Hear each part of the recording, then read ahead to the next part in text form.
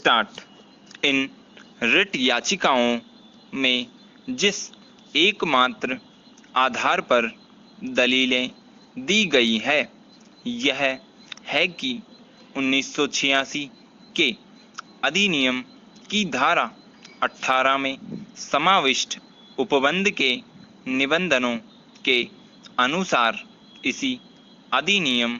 की धारा 14 के उपबंध जो जिला फोरम द्वारा शिकायतों के निस्तारण के लिए उपबंधित करते हैं, राज्य आयोग द्वारा विवादों के निस्तारण के संबंध में भी लागू किए गए हैं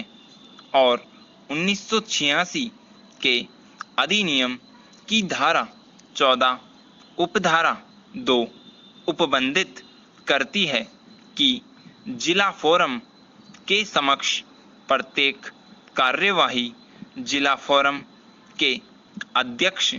और कम से कम एक सदस्य द्वारा एक साथ बैठकर संचालित की जाएगी। इसलिए राज्य आयोग को न्यायपीठ में एकल सदस्य द्वारा कार्यवाही संचालित करने की अनुज्ञा प्रदान नहीं की जा सकती। यह एक ऐसी न्यायपीठ होनी चाहिए जिसमें राज्य आयोग के अध्यक्ष और कम से कम एक सदस्य सम्मिलित हो। अतः तदनुसार राज्य आयोग एकल सदस्य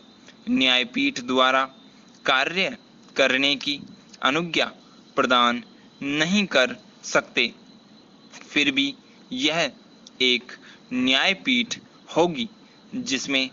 राज्य आयोग के अध्यक्ष और कम से कम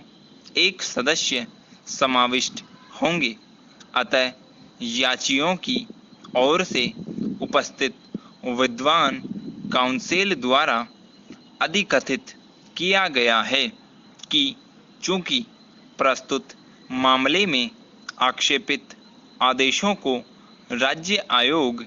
के अध्यक्ष द्वारा अकेले ही बैठकर पारित किया गया है, अतः आदेश पूर्णतया बिना अधिकारिता के है और अभिखंडित किए जाने योग्य है। 1986 के अधिनियम की धारा 16 में समाविष्ट उपबंधों को निर्दिष्ट किया गया और यह निवेदन किया गया कि यद्यपि राज्य आयोग की अधिकारिता का प्रयोग उसकी न्यायपीठों द्वारा किया जा सकता है, किंतु ऐसी अधिकारिता का प्रयोग करने वाली न्यायपीठ का गठन अध्यक्ष द्वारा एक या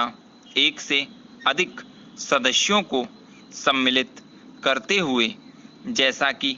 अध्यक्ष महोदय उचित समझे, किया जाना चाहिए। अतः याची के विद्वान काउंसिल के अनुसार 1986 के अधिनियम की धारा 16 में उपलब्ध आदेश का अर्थ यह है कि यह एक ऐसी न्यायपीठ है जिसमें 2 सदस्य सम्मिलित होते हैं और जिसमें अध्यक्ष आवश्यक रूप से सम्मिलित होते हैं और यह न्यायपीठ राज्य आयोग में निहित अधिकारिता का प्रयोग कर सकती है और अध्यक्ष को अकेले बैठकर आयोग की ऐसी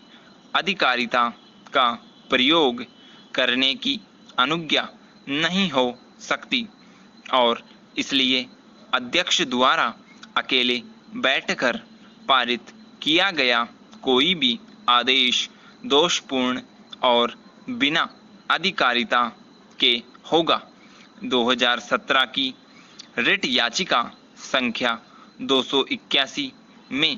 याचियों की ओर से उपस्थित विद्वान ज्येष्ठ अधिवक्ता